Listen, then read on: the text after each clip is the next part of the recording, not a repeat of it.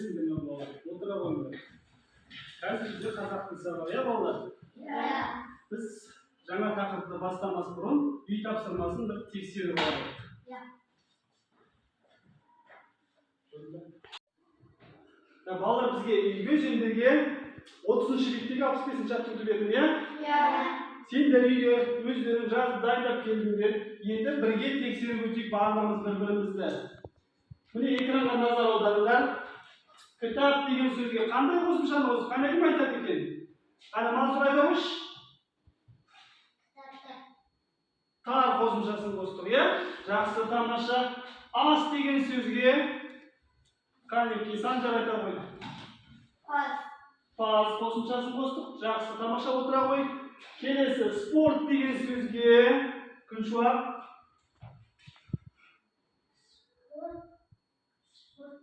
Тамаша, отыра қой. Келесі бізде өнер деген сөзге қане Ләззат айтшы. Өнерлі, тамаша, жарайсың. И соңғы сөз бізде футбол. Футбол деген сөзге қане Көркем айта қойшы. Футболшы. Жақсы, жарайсыңдар. Сендер қосымшаларды дұрыс қосыпсыңдар. Бірақ бізде қосымшаның енді түрін анықтайды, иә? Кітап деген сөзге қосқанда бізде тар қосымшасы жұрнақ па, жалғау ма? Жалғау, өте дұрыс. Ас деген сөзге қосылған қосымша бізде паз. Жұрнақ, өте дұрыс. Спорт, тың бізде жалғау, өте дұрыс айтасың Айдару. Келесі бізде өнерлі жұрнақ, жарайсыңдар. Футболшы. Жұрнақ. Жақсы, жарайсыңдар. Үй тапсырмасын өте жақсы орындапсыңдар. Балалар, сендер алдарында өздеріңде осындай бағалау парағын көріп тұрсыңдар, иә? Сендердің алдарында дайындап қойдым. Яғни біз осы бағалау парағын әрбір кезең сайын сабағымызды бояп отырамыз, соңында нәтижесін көретін боламыз. Қазір мен барлықтарына бір бағаның үй тапсырмасын жақсы орындағандар үшін бояуға рұқсат етемін. Қанекей бояй ойыңдар біреуіңіз. Барлығымыз бояймыз. Өйткені үй тапсырмасына барлығымыз жақсы дайындалыппыз.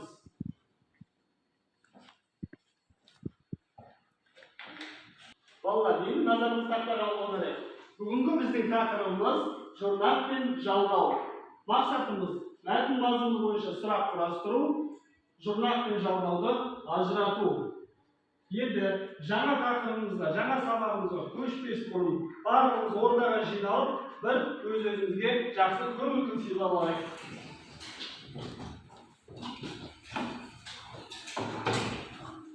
Ал қандай сенімді жасай қояйық барлығымыз.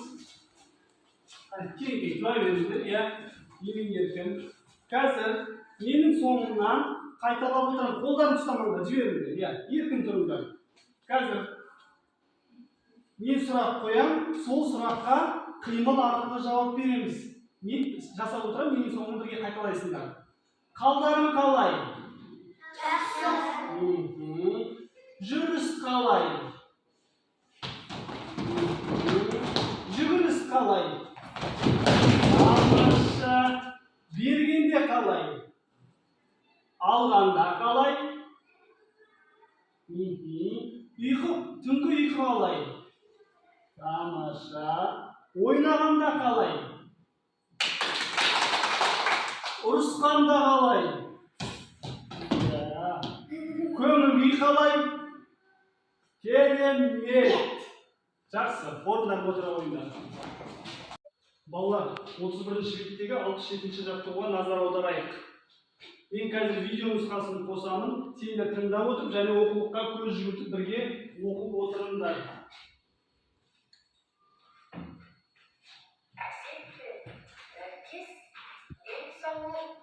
Еліне бармақшы болды. Жолда оларға жұмбақшы, тез-тесір, жөн сілтейді. Ол балаларға жер, күн, ауа туралы жұмбақ сауалдар қояды. Балалар сұрақтарға толық жауап береді. Олар Балалар, өздеріңді оқып шықтыңдар және тыңдап отырдыңдар. Енді Сендер айтып көріңдерші, жұмбақ шал не жасыруы мүмкін? Қалай ойлайсыңдар? Не туралы жасыруы мүмкін жұмбақ шал? Ал кім жауап береді Қанекей? Қане Санжар айта қойшы. Күн, ауа, өсімдіктер. Жақсы, сол туралы жұмбақ жасыруы мүмкін. Тағы да Қанекей Сұңқар. Біз ауа жайлы өмір сүре аламыз. Ауасыз өмір сүре алмаймыз, иә? Өте дұрыс. Тағы да қалай ойлаймыз? Қане, аяғын айта қой. Біз ауасыз өмір сүре алмаймыз. Ауасы тек қана біз өмір сүре алмаймыз да, қалай ойлайсыңдар? Жануарлар Дұрыс айтасың. Жалпы барлық жер бетіндегі тіршілік иесі өмір сүре алмайды, ауасыз. Жақсы, отыра қой. Енді балалар, осы мәтін бойынша біз бір-бірімізге сұрақ қояйық. Өзіміз сұрақ жасырайық. Қанекей, осы мәтін бойынша кім сұрақ дайын?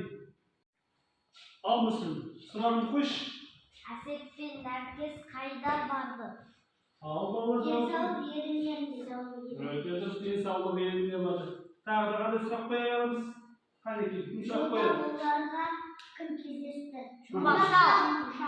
Тамаша, жұмбақ шал кездесті. Тағы да кім сұрақ қоямын дейді? Сұрақ бар ма? Қандай аяғы сұрақ қойшы? Жұмбақ шал балаларға қандай сұрақ қойды? Қандай сұрақ қойды дейді? Жер, күн, ауа. Туралы жұмбақ жасырды, иә? Тамаша, жарайсыңдар. Балалар, жақсы. Осы тапсырманы да өте жақсы орындап шықтық. Енді жаңағы бағалау парақтарының тағы бір тор көзін бояп шығыңдар.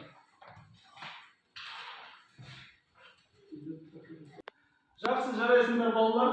Келесі тапсырмамызде 31-ші беттегі жаңағы 68-ші жаттығуға назар аударайық. Бұл жерде не дейді? Мақалдарды жатқа жаз дейді. Жақсы, біз қазір осы мақалды дәптерге көшіріп жазайық. Содан кейін осы бойынша ары қарата тапсырмалар орындайтын боламыз. Бастай қойыңдар.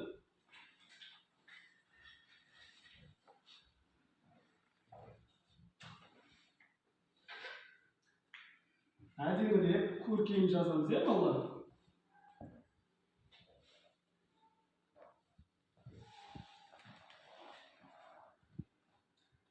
Балалар жазу жазғанда бойларыңды тік ұстаңдар.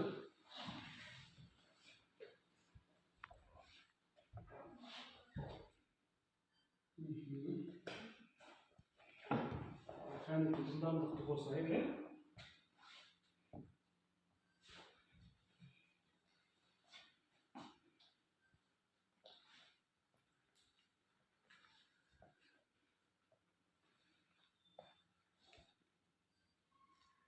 Балалар, болдық па осымен жазып? Жақсы, жарайсыңдар. Енді біз осы мәтін бойынша келесі жұмыстарын жасайық.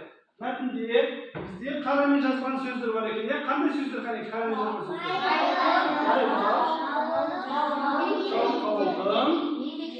Еңбектің. Жақсы. Осы сөздерді сөз құрамына талдайтын боламыз қазір. Мен тақтаға жаза қояйын. Қанекей, бізде бірінші сөз қандай сөз болды еді? Байлық, иә? Тамаша. Жақсы. Енді осы сөздерді сөз құрамына талдаймыз. Яғни не істейміз? Түбірін, жұрнағын, жалғауын анықтайтын боламыз. Ал балалар, кім шығады тақтаға? Қанекей, жақсы, Ләззат қане. Шығарғыш. Бізде байлық деген сөзді сөз құрамына ажырата қой. Қанекей. Ал қалғандарыңыз балалар, тексеріп отырайық. Дұрыс жасады ма? Аха. Тамаша. Ләззат, түбірі бай, лақты жұрнақтың белгісімен сызды. Дұрыс деп ойлайсыңдар ма? Әрине дұрыс. Отыра қой. Келесі бізде жалқаудың деген сөзі кім шығады Қанекей? Парасат шыға қой. Қане жылдамдықта парасат?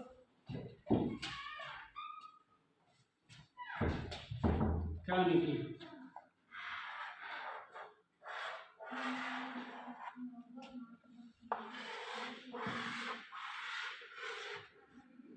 Жақсы.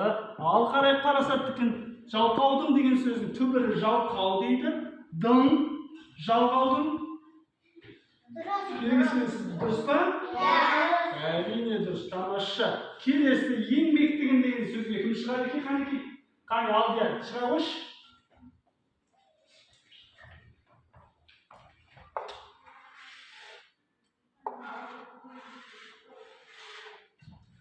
Жарайсың. Дұрыс иә бізде балалар? Еңбек түбірі тің, жалғау. Тамаша. Бұл тапсырмамен де өте жақсы орындап шықты. Енді бағалау парағының екі түр көзін бояуға рұқсат беремін сендерге. Ал балалар, енді біз шаршадық, иә? Біз кішкене бой сергітіп, демалып алайық. Қазір мен әуен қосып қояйын. Енді барлық орнымызда тұрайық. Осы көңілді әнмен бірге, мен сендерге қимылдар көрсетемін. Сол қимылды жасайсыңдар. Мінекей қимыл. Иә, дұрыс. Келесі бір қимыл. Мінекей. Өте жақсы.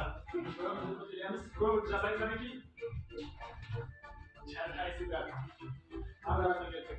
Мына қимыл жасап көріңдер. Иә, дұрыс. Жақсы. Ал енді мына қимыл жасап көріңдер. Аха, топ-топ бізген, топ-топ жабылған. Иә, дұрыс шығайсыңдар. Келесі қимыл енді қызықты болайын деп. Мінекей. Аяғым жоғары көтеріп мінекей. Тамаша, жақсы жарайсыңдар. Келесі қимыл бізде. Иә, жарайсыңдар. Келесі қимыл бізде. Жақсы балалар, иә? Сәл демалдық па? Жақсы, орындарына жайғаса қойыңдар. Балалар, енді келесі жаттығуға көшейік. Бізде 69 жаттығу келесі жаттығу. 69 жаттығуда қазір мына жерде тірек сөздер берілген сендерге балалар. Осы тірек сөздерді пайдаланып күн тәртібін құрастырасыңдар.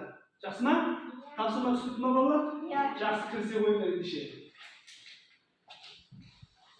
Күн тәртібін құрастырып жазамыз, иә?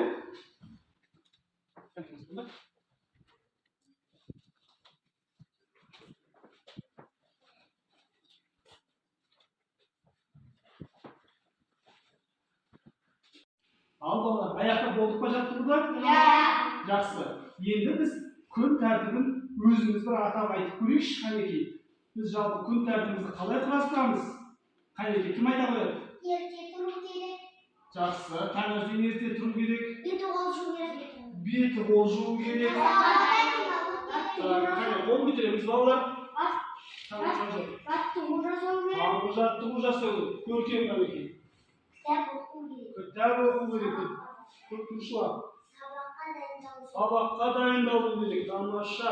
Яғни жаңағы өздерінің айтқан нәрселердің барлығы өздерінің күнделікті өмірде жасап жүрсіңдер ме? Иә. Біз күнделікті өмірде солай жасаймыз. Таңертең тұрамыз, бет қолымызды жуамыз, одан кейін таңғы ас ішеміз, таңғы жаттығу жасаймыз. Ары қарата осылай біздің бір күніміз жалғасады, иә балалар? Тамаша, жарайсыңдар. Бұл тапсырманы да жақсы орындап шықтық. Ендеше бағалау парақтарының тағы да бір көзін бояп қойды. Балалар, сабағымыздың соңына да жетіп қалдық. Қазір үй тапсырмасын жазып алайық. Үйге 32-ші беттегі 70-ші жаттығу. Түсінікті ме балалар? Енді бүгінгі сабаққа барлықтары өте белсене қатыстыңдар, жарайсыңдар, тамаша егілге отыр сендерге. Сендердің алдарында бағалау парағын бояп отырды, иә, бағанадан бері. Өздерінің қатысқандарың бойынша, тапсырманы орындағандарың бойынша, сол бағалау парағында жаңағыны қарап отырсақ, мына жерде бізде кім міне? Сұңқар, парасат, көркем мына жерде, иә? Мүсілім, Санжар, Аяру өте жақсы, тамаша қатысып отырмыз, яғни, иә? Қалғандарымыз жақсы деңгейде қатыстық. Нашар бізде ешкім болған жоқ, солай ма балалар? Негізі барлықтары өте белсене қатыстыңдар. Енді балалар, сендердің де осы сабақтан алған әсерлеріңді маған қалдырып кетіңдер. Ол үшін мен сендерге мынадай стикерлер таратамын. Бұл жерде жаңағы өздерің қазір көресіңдер. Әрқайсысына 3-ден беремін. Жақсы балалар, енді мінекей жаңағы өздерінің түсіндіктері бойынша, иә балалар? егер де толық түсінікті болса, жасыл түсті күлге саламыз. Егер де сұрақтарың бар болса, сары түсті күлге саласыңдар. Егер де маған әлі де түсініксіз десеңдер, осы сабақ қызыл түсті күлге саласыңдар. Қанекей сала қойыңдар, сіздер өмірді.